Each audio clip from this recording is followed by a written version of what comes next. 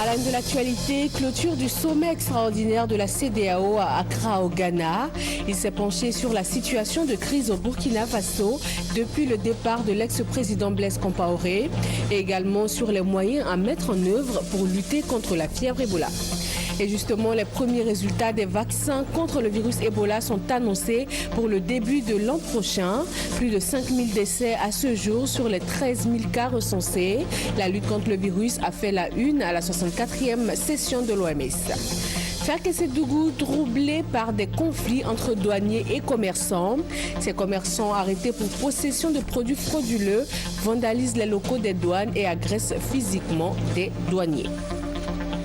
Merci de nous rejoindre pour ce nouveau journal sur RTI 1.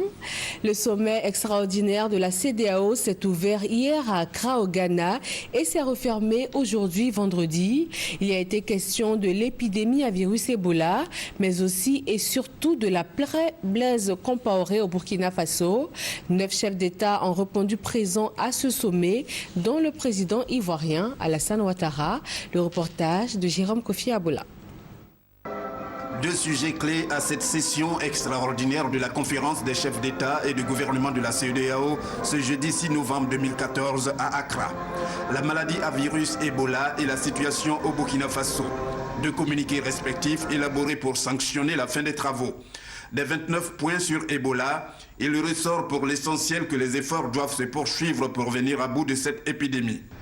Les chefs d'État et de gouvernement ont réaffirmé leur ferme détermination à poursuivre, dans la solidarité et la coordination, leurs efforts dans la lutte résolue contre la maladie à virus Ebola. À cet égard, ils se sont félicités des actions appropriées menées notamment par le Nigeria et le Sénégal et qui ont permis à ces deux États membres de mettre fin à l'épidémie. Tout en encourageant également les autres pays affectés dans leurs efforts pour endiguer l'épidémie, ils ont exprimé leur espoir de les voir obtenir le même succès. S'agissant de la situation au Burkina Faso, il est surtout question de préserver les institutions démocratiques pour conduire la transition et organiser des élections dans un an, c'est-à-dire en novembre 2015. Les chefs d'État et de gouvernement réaffirment leur engagement pour la préservation des institutions démocratiques et les principes de convergence institutionnelle et d'élections démocratiques tels que contenus dans le protocole additionnel de la CEDEAO sur la démocratie et la bonne gouvernance. En considération des prochaines élections prévues en 2015, la conférence réitère son appel à tous les États membres afin qu'ils s'assurent que la préparation et le déroulement de ces élections aient lieu de façon paisible, libre, équitable et crédible. Le président du Ghana, John Dramani Mahama, président en exercice de la CEDEAO, clôturant les travaux, a rassuré que tout serait mis en œuvre pour tenir les engagements pris à Accra. Quant au président de la République de Côte d'Ivoire, Alassane Ouattara, après avoir participé au sommet, il a pris la direction du Nigeria pour la cérémonie d'inauguration du stade international d'Ibom ce vendredi. Le retour du chef de l'État à Abidjan, prévu juste après cette cérémonie. Au lendemain de l'annonce par la CEDEAO d'un calendrier pour la sortie de crise au Burkina Faso, le lieutenant-colonel Isaac Zida a jugé que l'essentiel était de faire des élections dont les résultats seront acceptés par tous. Un consensus a déjà été trouvé sur les critères de choix de la personnalité civile qui va diriger la transition. Reste à se mettre d'accord sur un nom. Le virus Ebola au centre de la 64e session de l'Organisation mondiale de la santé. La maladie a fait à ce jour plus de 5000 morts, mais les recherches avancent. Les premiers résultats des vaccins devraient être disponibles en début d'année prochaine. Le reportage de Delphine Blas, envoyée spéciale à Cotonou. À la 64e session de l'OMS, une conférence de presse chaque jour pour faire le point des assises. Élection du nouveau directeur régional de l'OMS pour l'Afrique, la maladie à virus Ebola, tout est passé au peigne fin. L'Afrique ne doit plus avoir peur d'Ebola. Les mesures urgentes seront prises pour lutter efficacement contre cette épidémie. Pas de sensibilisation sur la maladie au Bénin comme en Côte d'Ivoire. À la question de savoir pourquoi ce calme plat au Bénin, la réponse du porte-parole de la 64e session. Nos collègues, ce sont nos collègues qui travaillent sur ces aspects de la question, ont commencé à développer et à travailler avec les radios communautaires, parce que nous savons que les populations ne sont pas concentrées que dans les villes et qu'il y a des populations urbaines. Et nous pensons que par le biais des radios communautaires, ils vont pouvoir toucher davantage les populations rurales. Ils ont déjà élaboré tous les messages en français et j'ai compris qu'ils sont en train de travailler à traduire les messages dans les langues nationales des différentes régions du Bénin, de manière à ce que cela soit accessible au plus grand nombre. Peut-on guérir de la maladie à virus Ebola? On guérit de la maladie à virus Ebola. Et actuellement, il y a des candidats vaccins qui sont en train d'être injectés en Europe, ici chez nous en Afrique, notamment au Mali et en Gambie. Et on pense qu'à la fin de l'année, ou très tôt au début de l'année prochaine, on va avoir les premiers résultats qui vont permettre de savoir si on peut avoir ces vaccins et puis si on peut les utiliser. Où en sommes-nous par rapport à la recherche? Par rapport à la recherche sur les vaccins et les médicaments, actuellement, il y a des candidats vaccins qui sont en train d'être injectés en Europe, ici chez nous en Afrique, notamment au Mali et en Gambie. Et on pense qu'à la fin de l'année, ou très tôt au début de l'année prochaine, on va avoir les premiers résultats qui vont permettre de savoir si on peut avoir ces vaccins et puis si on peut les utiliser. Les recherches avancent bien, l'espoir est donc permis. Et ces assises de l'OMS ont pris fin aujourd'hui vendredi. Elles ont été marquées bien sûr par la lutte contre Ebola et aussi par l'élection du directeur régional de l'OMS Afrique. Et c'est Matshidiso Moti du Botswana qui l'a remporté face à 4 autres candidats, dont Ondrio Monterrez de la Côte d'Ivoire. Ouverture officielle d'un laboratoire de formation à fibre optique. C'est une salle entièrement équipée à la pointe de la technologie pour former des étudiants et aussi des professionnels des TIC. Elle a été inaugurée par le ministre des Postes et des TIC, Moussa Konaté et Franco Adio. La fibre optique, une technologie pour mieux transmettre l'information sur les réseaux informatiques. Une technique qui exige une formation de pointe. Et justement, un laboratoire pour la formation et la certification vient d'être créé à l'École supérieure africaine des technologies de l'information et de la communication. Il est question, dans la perspective du déploiement de la fibre optique en Côte d'Ivoire, de former des jeunes techniciens et cadres pour pouvoir assurer la maintenance lorsque les grandes entreprises qui mettent en place ce réseau de câbles de fibre optique là seront partis. Les techniciens vont, pour la certification de base, devenir des techniciens certifiés, ce qui va leur permettre de justement devenir des installateurs, des épiceurs de câbles de fibre optique ou des techniciens aux essais, afin de pouvoir construire des réseaux de télécommunications de fibre optique, des réseaux de haut débit. Des modules de formation conformes aux normes internationales. Le laboratoire est conçu avec l'appui de l'ambassade du Canada en Côte d'Ivoire. Ce laboratoire, fruit d'une initiative publique-privée, vient à point nommé mettre à la disposition de notre secteur les experts et les compétences indispensables. Ce qui nous permet d'envisager avec optimisme l'avenir des importants investissements engagés en ce moment par l'État de Côte d'Ivoire. Grâce à ce partenariat, je n'ai aucun doute que la formation dispensée répondra aux besoins des entreprises qui utilisent la fibre optique. Je suis également convaincue que les diplômés n'auront aucune difficulté à trouver de l'emploi une fois leur diplôme en poche. 16 étudiants et professionnels des TIC ont été formés en juillet dernier. Ils ont reçu leur certification. L'archivage des documents revêt une importance capitale dans l'administration. Le Trésor public ivoirien en a même fait une priorité. Il a initié une journée porte ouverte où il a principalement été question des activités documentaires et archivistiques du Trésor public. Mamadou Traoré, Pargasso reconnaît. Des sanctions administratives et financières, des prises de décisions approximatives, un manque de crédibilité auprès des autorités et du public. Autant de conséquences liées au non-archivage des documents.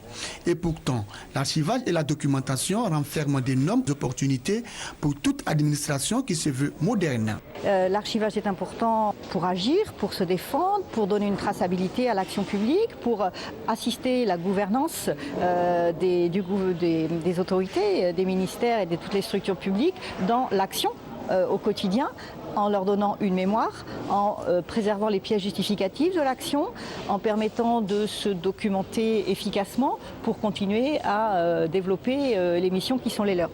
Pour l'avoir compris, la Direction générale du Trésor s'est dotée depuis juillet 2003 d'une direction de la documentation et des archives. Le Trésor public, l'une de ses missions essentielles, c'est d'exécuter les opérations financières de l'État et de rendre compte. Alors, on ne peut rendre compte que sur la base de preuves factuelles, qui sont la documentation. 11 ans après sa création, le bilan de la direction de la documentation et des archives du Trésor public est encourageant. Facilitation de la traçabilité des opérations financières de l'État et disponibilité de l'information pour les agents du Trésor être attentif. Elle dispose de plus de 8000 mètres linéaires de documents traités et conservés pour son réseau de services d'archives, mais aussi de 9 bases de données spécifiques pour la documentation.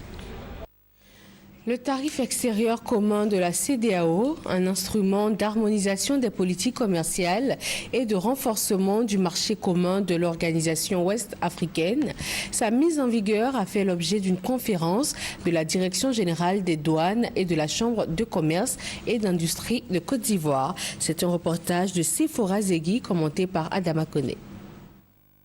Déjà en vigueur au sein de l'espace UEMOA, depuis le 1er janvier 2000, le tarif extérieur commun TEC sera étendu à l'espace CEDEAO dès le 1er janvier 2015. C'est le tarif qu'on applique lorsque les marchandises rentrent dans un pays.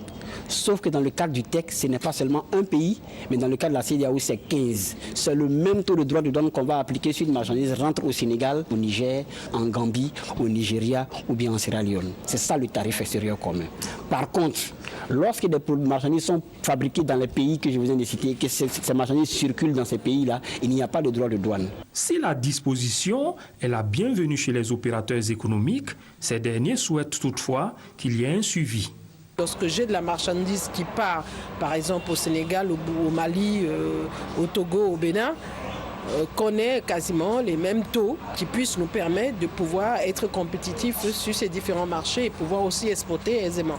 Et les produits qui sont exonérés de taxes puissent effectivement ne pas connaître de tracasseries, que ce soit au local comme à l'international. Il faut qu'il y ait un engagement de tous les États à lever les entraves qui constituent un frein aux échanges intercommunautaires. Nous assurons que ce tarif sera effectivement appliqué et qui sera appliqué de manière uniforme dans tous les États. Le tarif extérieur commun permettra aux administrations des pays de la CEDEAO de se mettre à jour par rapport aux obligations de l'Organisation mondiale des douanes. La ville de Ferkessédougou, dans le nord de la Côte d'Ivoire, troublée par des conflits entre douaniers et commerçants. Selon la douane, ces commerçants auraient été arrêtés alors qu'ils tentaient d'introduire des produits frauduleux sur le marché. Mais eux ne sont pas de cet avis. Résultat, les locaux des douanes vandalisés, des douaniers agressés physiquement. Kader Sogodogo revient sur cette affaire. Le 1er novembre dernier, les douanes ivoiriennes sont informées de la présence de sucre et d'huile végétale frauduleux entreposés dans des magasins à Ferkessédougou. Ces produits seraient entrés par des pistes empruntées par des contrebandiers. La tentative de saisie de ces produits hors normes va soulever le courroux de certains commerçants. Après leur furie, le bilan se résume ainsi. Le poste douanier à l'entrée de la ville incendié. 4 douaniers blessés et les bureaux des douanes vandalisés. Face à cet acte d'incivisme, le directeur général des douanes est allé sur les lieux. Après une rencontre avec les commerçants en présence du corps préfectoral et des élus, le patron des douanes ivoiriennes s'est voulu clair et précis. Il n'est pas normal qu'aujourd'hui encore dans notre pays, qu'il y ait des gens qui se croient au-dessus de la loi et qui pensent qu'ils peuvent se rendre justice si encore il était question de justice. Il appartient donc au procureur d'apprécier et de réserver les suites qui conviennent à cette action. Le préfet de la région du Tchologo reste attaché à un état de droit. Nous avons à notre niveau instruit le commissaire à poursuivre ces enquêtes et que les fautifs répondent de leurs actes. Chez les commerçants, l'amertume et le regret s'installent. Nous nous ingénions le bureau pour demander pardon, pas seulement à la douane, mais à l'État de Côte d'Ivoire. Après Fekese Dougou, c'est Wangolo Dougou qui a accueilli le directeur général des douanes. Dans cette ville, il a demandé à l'ensemble des douaniers d'être des modèles et de continuer le travail pour l'intérêt supérieur de la nation. Aux opérateurs économiques, leur soutien a été demandé. Ils sont prêts à jouer leur partition. Nous allons correctement dédouaner nos marchandises en tant qu'opérateurs économiques et nous rassurer quand même que l'émergence à l'horizon 2020 soit effective. Ce sont des douaniers nullement affectés par cet incident qui ont décidé de continuer la lutte contre l'incivisme fiscal, car au bout, ce sont des écoles, des hôpitaux, des routes et bien d'autres infrastructures socio-économiques pour le pays. La stratégie nationale d'exportation, une nouvelle démarche dont se dote la Côte d'Ivoire. Elle doit permettre au pays d'améliorer son commerce extérieur, de renforcer la compétitivité de ses entreprises et aussi de ses exportations. Guy-Roger Nguessan, Adama Koné. La Côte d'Ivoire se donne les moyens d'être plus compétitive sur les marchés internationaux. Le pays vient de se doter d'une stratégie nationale d'exportation SNE avec 3 axes majeurs, à savoir l'exportation de produits à valeur ajoutée pour capter plus de ressources, l'intégration accrue de l'économie ivoirienne dans l'économie régionale et mondiale, et l'ouverture aux technologies de l'information et de la communication pour faciliter les procédures. Une démarche qui vise l'amélioration de la performance de la Côte d'Ivoire en matière d'exportation. C'est une démarche innovante qui va nous permettre de sécuriser nos exportations dans les années qui viennent. Et bien entendu, cette stratégie, elle pourra s'adapter au fur et à mesure des temps en fonction des nouveaux événements de l'environnement, quoi. Et un autre élément, elle est focalisée aussi surtout sur les petites et moyennes entreprises. Ça, c'est très important, qui ont plus besoin d'aide. La SNE, qui est une première en Côte d'Ivoire, est une composante du plan national de développement. Sa mise en œuvre mobilise l'ensemble des acteurs du commerce extérieur avec la collaboration du PACI, programme d'appui au commerce et à l'intégration régionale. Le lancement de la stratégie nationale d'exportation est prévu le 13 novembre prochain. Le directeur des opérations de la Banque mondiale en Côte d'Ivoire a prononcé une conférence sur l'employabilité face aux étudiants de l'Institut des sciences et techniques de la communication ISTC. Il a donné des techniques pour obtenir un emploi ou pour en créer un après la formation. Serge Gangoma. Sorti de l'ISTC diplômé, être employé ou être employeur. C'est le thème de cette conférence à l'occasion de la rentrée académique 2014-2015 de l'Institut des sciences et techniques de la communication. Pour le conférencier Ousmane Diagana, directeur des opérations de la Banque mondiale en Côte d'Ivoire, si les étudiants de l'ISTC veulent obtenir de l'emploi au thème de leur formation, il va falloir qu'ils disposent des capacités requises par les exigences actuelles du marché de l'emploi. En ce qui concerne leur capacité à être des employeurs, le représentant de la Banque mondiale précise qu'ils doivent disposer des moyens nécessaires en termes de financement et d'équipement. À ce niveau, Ousmane Diagana souligne qu'une politique des gouvernants doit pouvoir accompagner cette volonté des étudiants. Il a également invité les étudiants qui souhaiteraient entreprendre à étendre les compétences de leur domaine sur des secteurs négligés et pourtant rentables. Mais il faut qu'on se dise qu'il n'y a pas de sous-métier. Il faut qu'on se dise qu'il y a des secteurs en Côte d'Ivoire qui sont potentiellement pourvoyeurs d'emplois et que les gens soient intéressés à ces secteurs-là. L'agriculture est l'un d'entre eux. On peut ajouter aussi les secteurs des services globalement, compte tenu des potentialités de la Côte d'Ivoire en cette matière. Donc, plus nous allons avancer dans notre coopération avec la Côte d'Ivoire, plus nous mettrons l'accent sur ces secteurs-là. Pour Alfred Damoussa, directeur de l'ISTC, il s'agit d'informer les étudiants sur les nouveaux concepts d'emploi. En organisant cette rencontre sur la question de l'emploi, nous entendons aussi répondre à cette formule de l'adéquation formation-emploi. Aujourd'hui, il y a de nouveaux métiers. Mais est-ce que sur le terrain, ces nouveaux métiers trouvent leur application? Donc il ne s'agit plus de croire que les gens forment à des métiers qui existent et pour lesquels on ne forme pas, mais de dire qu'on forme aux nouveaux métiers et que ces nouveaux métiers doivent être prise en compte par les entreprises. John Simpson, enseignant d'anglais de nationalité américaine, a été présenté aux étudiants de l'ISTC. Il dispensera désormais des cours d'anglais dans cette école. La 7e édition du Salon international du livre d'Abidjan, SILA, est à son 3e jour. La journée d'hier a été consacrée aux enfants. Nous Sangaré et Franck Wadio. Salon international du livre d'Abidjan, SILA 2014, 2e jour consacré à la littérature pour enfants. Venus de tous les quartiers d'Abidjan, les élèves prennent d'assaut le palais des sports de Trècheville. Je suis venue voir les livres pour pouvoir m'instruire. Le livre représente beaucoup de choses pour moi parce que ça me permet d'enrichir mes connaissances. Nous sommes venus nous informer sur le SILA et aussi pour acheter des livres afin de pouvoir s'améliorer en lecture. Moi qui suis en classe de première A, ça m'aide beaucoup parce que lorsque j'écris, j'ai de meilleures notes en français. Inciter les enfants à la lecture, c'est l'un des objectifs de ce SILA 2014.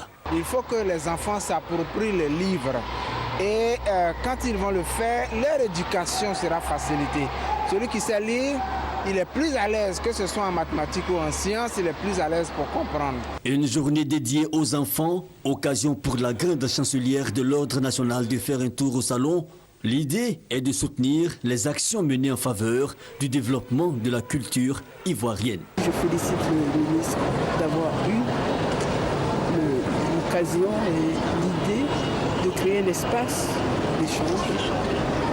Si le livre est accepté, évidemment, les enfants seront donc plus éduqués, plus instruits et plus aptes à comprendre les notions et à travailler dans le sens que nous voulons en Côte d'Ivoire et en Afrique, faire en sorte que l'émergence s'installe. Le Salon international du livre d'Abidjan a ouvert ses portes le mercredi dernier. Il prendra fin le 9 novembre prochain. Thème choisi pour cette 7e édition, le livre au cœur de l'émergence. Comment harmoniser les actions publiques avec des instruments de prévision et de planification stratégique? Les autorités préfectorales de la ville de Boisflé y sont formées. Des explications avec Thérèse Yoboué. L'objectif de cet atelier vise à faciliter l'apprentissage actif par les autorités préfectorales, les directeurs régionaux et départementaux de la région de la Maraoué, des concepts et compétences relevant du management public centré sur des résultats. Il s'est agi également de fournir aux participants les outils en vue du changement des modalités de gestion qui appellent plus de créativité, d'innovation et d'anticipation dans l'exercice de la mission de manager territorial. Nouveau management public, de la culture des moyens à la culture des résultats, est le premier module animé par René Dossan, préfet de Didier-Ville. Il a indiqué que dans le contexte du nouveau management public, l'action publique doit considérer comme priorité les conditions de réussite de l'efficacité, notamment des objectifs mesurables, la cohérence des moyens engagés et l'identification des effets pervers liés à la mise en place d'un projet de développement local. D'autres modules ont meublé cet atelier, notamment les modalités d'élaboration d'un plan d'action axé sur les résultats et la méthode de montage d'un projet de développement social. Direction le nord-est de la Côte d'Ivoire, le village de Dimandougou vient d'être connecté au réseau électrique national. Cette électrification s'inscrit dans le cadre du PPU, le programme présidentiel d'urgence pour le district du Zanzan. Franck Quadio. Un geste et la lumière jaillit sous les lampions. Une première à Dimandougou, sous-préfecture du département de Sandégué dans le nord-est de la Côte d'Ivoire. L'électrification, un vœu réalisé grâce au programme présidentiel d'urgence et pour cette cérémonie festive, des populations heureuses. Aujourd'hui, c'est l'électrification de Dimandougou. Ça va continuer dans d'autres infrastructures telles que nos routes, l'eau et la santé parce qu'on en a besoin. Le Bunkani et le Gontougo en route pour le développement. Et ainsi est directeur général du port autonome d'Abidjan et Koubena Kwasi Adjoumani, ministre des Ressources animales et halieutiques, fils de la région délivre le même message, l'union des forces vives pour l'émergence du Zanzan. L'accès à l'électricité, c'est vraiment beaucoup plus de facilité. C'est l'accès à des soins, c'est la conservation de la nourriture, c'est la conservation des aliments, des médicaments. C'est un élément important pour le progrès.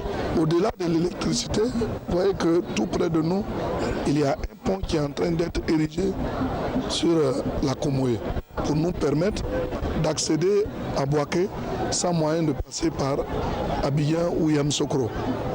Ce sont des signes du développement qu'il convient de saluer. Émergence traduite par le déploiement effectif de l'administration. Première pierre de la nouvelle sous-préfecture donc, puis dans un autre lieu, mais événement similaire, la lumière célébrée à Pala, dans le département de Tanda. Et là, actualité oblige, l'appel de Daoukro est expliqué aux populations car il conditionne la poursuite des initiatives de développement et en la matière, divers dons aux populations ont aussi ponctué ces différentes célébrations à Dimandougou et à Pala. Fin de mission pour l'ambassadeur de la République islamique d'Iran en Côte d'Ivoire. Après 4 années dans le pays, le ministère des Affaires étrangères a offert en son honneur un dîner d'adieu et il a été fait commandeur dans l'ordre national de la République pour la Côte d'Ivoire. Kader Ouattara, Abou Sanogo. Après avoir passé 4 ans à raffermir les liens d'amitié et de coopération existants entre la Côte d'Ivoire et l'Iran, l'ambassadeur Reza Seyed Nobakti quitte définitivement la Côte d'Ivoire. Au cours du dîner d'adieu offert en son honneur par le gouvernement ivoirien, le ministre d'État Moussa Dosso, représentant celui des Affaires étrangères, a relevé le bilan positif de la coopération ivoiro-iranienne. Durant votre séjour en terre ivoirienne, la Côte d'Ivoire a bénéficié de la construction de la clinique du Croissant Rouge d'Adjoufou, également l'acquisition d'environ 70 bus pour le compte de la Sotra. L'installation d'une usine d'assemblage d'autobus à vocation sous-régionale par la société Iran Kodro Diesel. Pour sa part, le diplomate iranien a traduit la volonté de son pays de développer la coopération, celle-là même qui a permis la signature en 2007 de l'accord portant création de la grande commission mixte ivoiro-iranienne. La tenue très proche de la deuxième commission mixte de coopération entre nos deux pays devra préparer encore davantage de terrain pour un renforcement de nos échanges. Je suis heureux de constater que le pays vit aujourd'hui dans la paix et la stabilité et que la réconciliation est sur la bonne rail. Notons que la Côte d'Ivoire et la République islamique d'Iran entretiennent des relations de coopération depuis 1975. Et parlons sport football, éliminatoire de la CAN 2015. Le sélectionneur de l'équipe nationale de Côte d'Ivoire a publié la liste des 24 joueurs pour la rencontre avec la Sierra Leone et avec le Cameroun. Anja Soukro. Didier Zokora Maestro et Habib Kolo Touré réintègrent la troupe des éléphants pour les 2 matchs Côte d'Ivoire-Sierra Leone et Côte d'Ivoire-Cameroun des éliminatoires de la CAN 2015. Présents tous les deux au Mondial 2014 au Brésil, les deux défenseurs n'avaient pas été appelés par Hervé Renard depuis le début des qualifications pour la CAN 2015. Didier Zokora, maestro, avait même annoncé sa retraite internationale. Il évolue dorénavant à Akhisar Belediyespor, une équipe de première division turque qui pointe à la 3e place du classement derrière Fenerbahçe et Galatasaray après 8 journées. Maestro, qui compte le plus grand nombre de sélections en équipe nationale, a accepté de revenir prêter main forte aux éléphants qui éprouvent quelques difficultés en défense. 10 buts encaissés en 4 matchs lors des éliminatoires de la CAN 2015. Avec lui, le retour de Habib Kolo Touré, qui a réussi une prestation remarquable avec Liverpool devant le Real Madrid en Champions League. Hervé Renard décide donc de jouer la carte de l'expérience pour les 2 dernières rencontres des éliminatoires.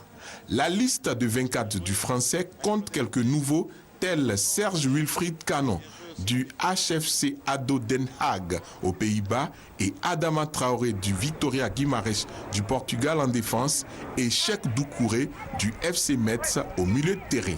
Absent de cette liste, Arthur Boka et Seydou Doumbia, le buteur du CSKA Moscou. Et voilà pour ce 13h. Merci de l'avoir suivi. Très bonne fin de semaine à vous sur RTI 1.